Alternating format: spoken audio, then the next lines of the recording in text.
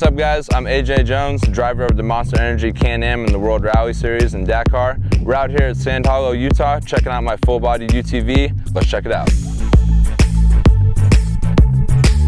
So one of the most obvious things is we put the full body on it. This is a full fiberglass body made to look like a truck for the Can-Am here. So for shocks, we're running Fox shocks both in the rear and in the front. They're tuned by SDG, best in the biz. So some of the things that you might not notice on this UTV that are aftermarket that we did are, first off, the backup camera in the back that we added makes it for easy to back up. We have a relocated radiator that we put in the rear as well, and storage underneath the spare tire like a trunk.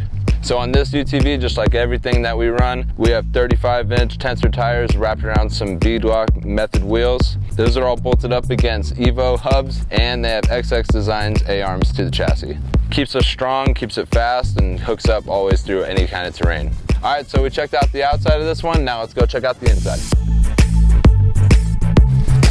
So obviously this is the inside. It started out as a Can-Am, but it ended up here. Some of the stuff that we've done is pretty straightforward, but obviously it's got a full sealed cab on it. That makes it able so we can run a vintage air AC unit. So we have air, heat, anything you want in this full cab here. Second off, we've got rugged radios, hook us up so that we can speak to each other through the intercom as well as other people out with our radios. So for seats, we're running Sparco Evo seats along with Sparco belts with the cam lock attachment. The cam locks are the best way to go. Super easy, super safe, makes it really nice.